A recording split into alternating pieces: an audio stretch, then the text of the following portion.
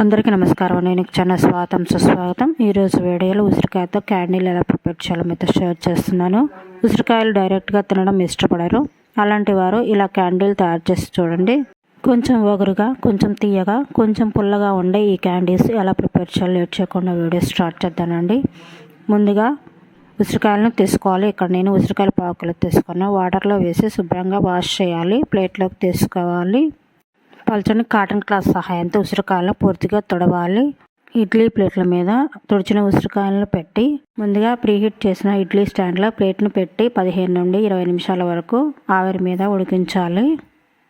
ఉడికిన ఉసిరికాయలను స్టాండ్ నుంచి బయటికి తీసి లోపల గింజను పూర్తిగా తొలగించాలి. ఒక ఖాళీ మిక్సింగ్ బౌల్ తీసుకోవాలి. దానిలో 125 గ్రాములు తురిమిన బెల్లాన్ని తీసుకోవాలి. వేడిగా ఉన్న ఉడికించిన ఉసిరికాయ ముక్కలను వేసి మొత్తం స్పూన్ సహాయంతో కలిసే విధంగా కలపాలి. పైన మూత పెట్టాలి.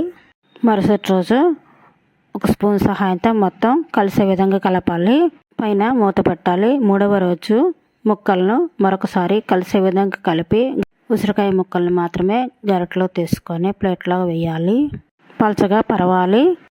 ఈ ప్లేట్ని తీసుకువెళ్ళి మండే ఎండలో ఎండనివ్వాలి. రాత్రి వేళ ఫ్యాన్ గాలికి ఆరనివ్వాలి. మాయిశ్చర్ పూర్తిగా తొలగి కలర్ చేంజ్ అయ్యే వరకు ఎండలో ఎండనివ్వాలి.